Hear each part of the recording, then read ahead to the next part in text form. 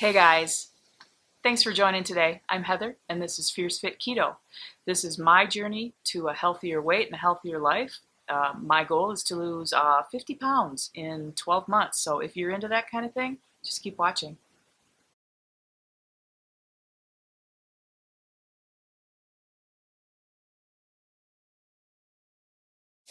Now that that's out of the way, the reason that I'm here filming this instead of doing what a lot of people do, which is just suffer in silence, is that I need you. I need some cheerleaders behind me. So please consider liking and subscribing and doing all of the YouTube things that might support me. It would mean the world to me. And yeah, that's why I'm here. And then additionally, with that out of the way, I also need to say that the only thing that I'm an expert in is gaining and losing weight. More gaining than losing. I'm not a medical professional. I'm not a doctor. I did all of my own research. I've been working with keto and a low carb, high fat diet since before all of that was cool. I did my own research. And if you don't like this kind of diet or you don't support it or you feel differently about that, feel free to move on from my channel since this won't be for you. What I'm here for is support, and that's not supportive.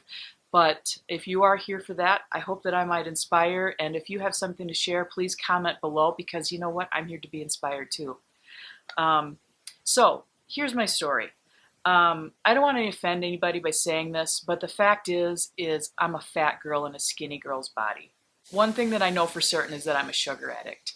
Um, if I have sugar, I'm instantly off the rails. One of the things that I'm sad and embarrassed to say is I have a great build. I have nice broad shoulders. I have a thinner waist. I have wide hips. I have long quads.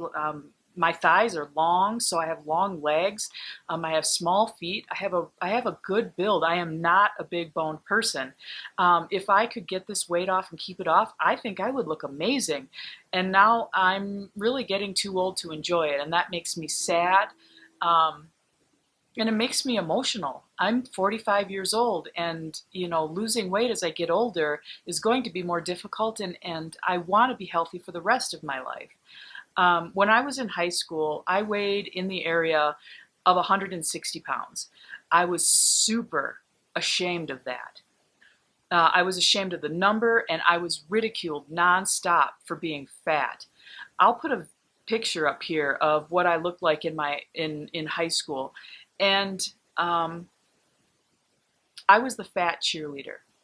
I was called names like whale, fat pig, and slob. You name it. I never had a date for prom, not one single homecoming dance, no dances at all. I didn't have a boyfriend until I was in college. When the other girls would weigh themselves in our gym teacher's office in high school, I'd hear numbers like 108, 115, 120. And in my head, I said, I was thinking, you weigh 160 pounds, you pig. We have wrestlers on our wrestling team that wrestle at that weight. I I still can't even think about it. When I thought about it then, my face would burn, and it burns to this day. I wanted to be thin. I haven't weighed 108 pounds since I was in 6th grade. I can clearly recall being in 2nd grade at Westside Elementary School in my hometown. I'd scooch down on my chair and I would make my butt squish out as far as I could, looking at how fat my butt and thighs were in 2nd grade. I would look at all the other little girls, thin in their little dresses, and I didn't look like them. I was taller, I was muscular, and I just thought that I was fat. I used to see the shapes of their little calves in 2nd grade and think that I wanted that. I would look at how my pants would pucker at the tiniest little belly that you can imagine. I wanted to be a thin girl. Partly because I wanted to be thin, but also because I wanted to stop being bullied about my weight. I look back now on myself and I see a strong, healthy girl at the edge of the world moving towards her. And all she thought about was how fat she was. The fact is, I went to school in the middle of nowhere where people used weapons like calling little girls fat because they didn't have anything better to do. I got beat up emotionally because I was from a poor family. I didn't have all the resources that other kids had, and eating the way that my mom did, Lord love her, it made me fat. I found out that the kids that ripped on me because they were poor themselves. And they weren't even eating because their parents really didn't have jobs. They were cruel to me because they could, and I allowed them to do it. And to make matters worse, I'm also the daughter of a raging alcoholic. I'm the sister, not once but twice, of raging alcoholics. One of them died from alcoholism. So there's a touch of addiction in me, too. While I'm not addicted to alcohol or drugs or anything like that, I'm addicted to food, and more specifically, I'm addicted to sugar. Let's fast forward to 2007 when I married my now ex-husband. The year before, in 2006, I'd started Weight Watchers, and my best friend and I weighed in together, and I weighed in at 213 pounds in 2006.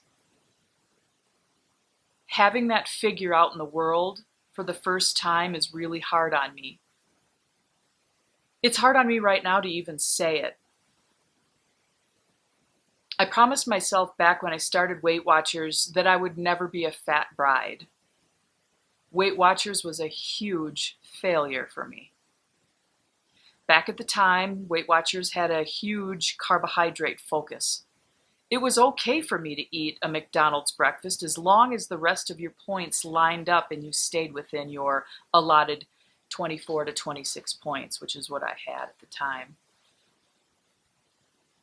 I'd go to McDonald's and take that, and then I'd snack on cereal for the rest of the day because it fit into my points.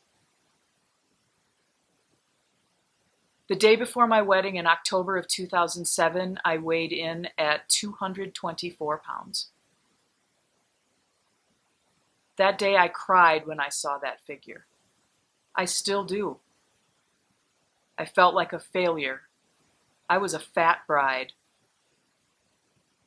Fast forward to the official start of my journey in 2009, my best friend once again and I decided to do a more home-based Weight Watchers program, just together, working out, tracking, doing all of those types of things. And I went to her house that night in November of 2009, right before Thanksgiving. I had a Nike sports bra on and black brief underwear, and I looked down at the scale and it said 234.8 pounds. Here's a picture of what that looked like. It's hard for me to say this, but I wanted to die. But I didn't die. I told myself that I would never do that again, and I went back to work yet again. I knew quickly that Weight Watchers was not for me. I had tried Atkins in the late 1990s, and I had some success with that.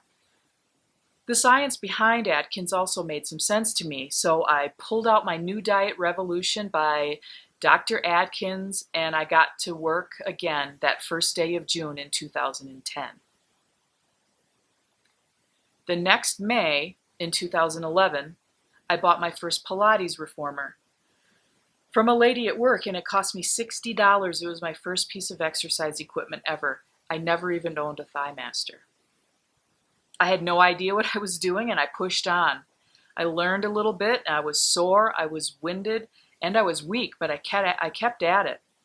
I did some yoga, I added some cardio, and a year or so later, I was doing P90X.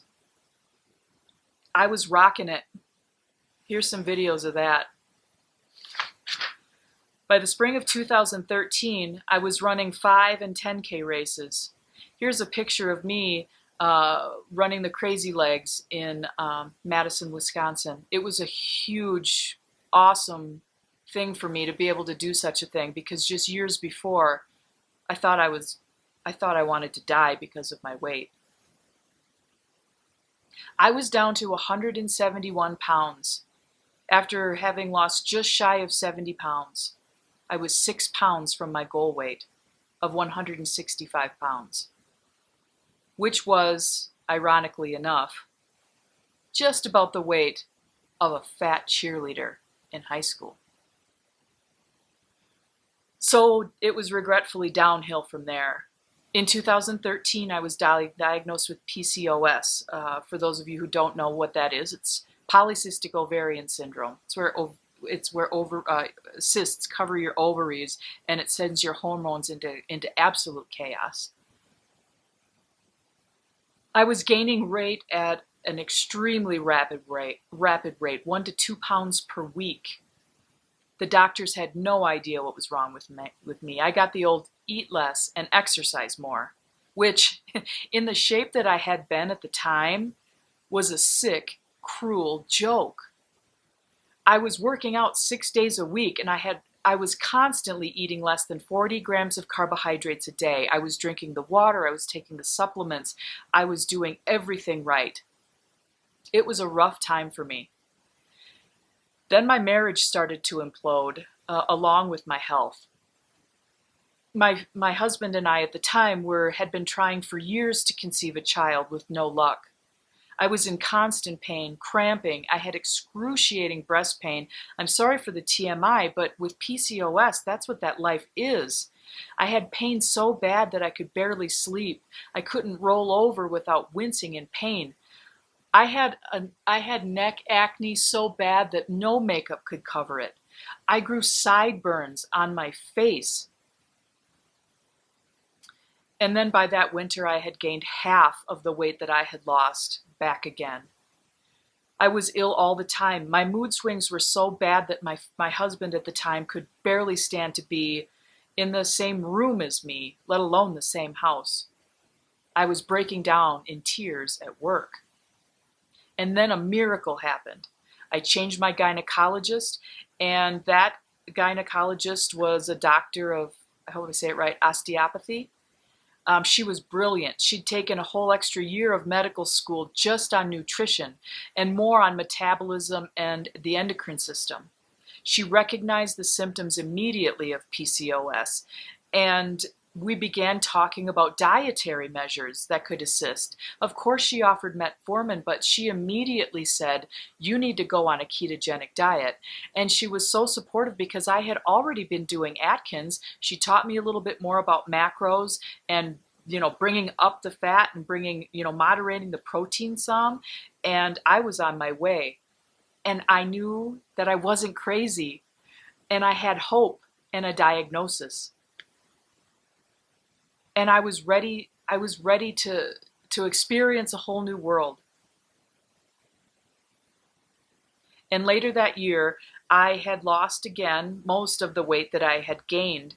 I was about 185 pounds, and I still felt and looked relatively decent at the time.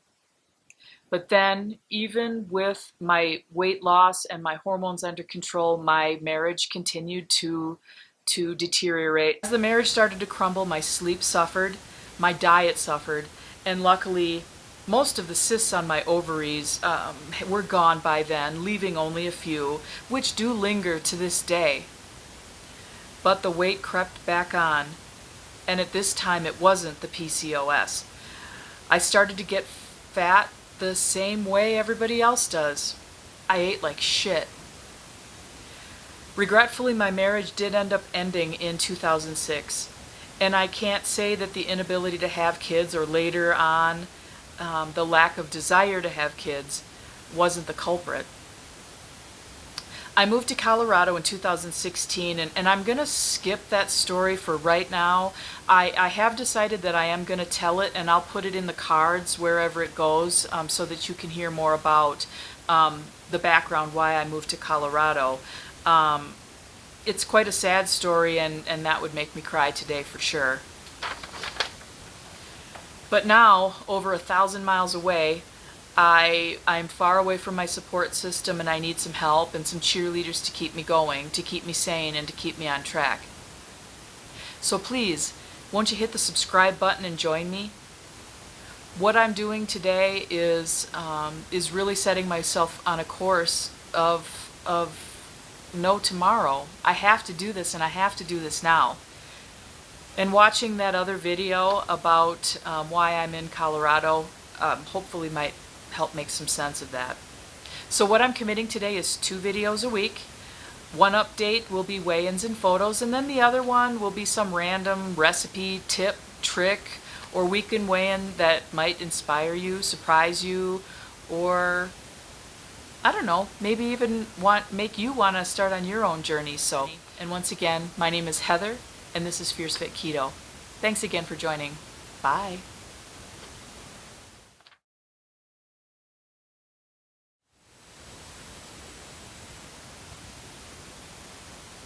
Three, two,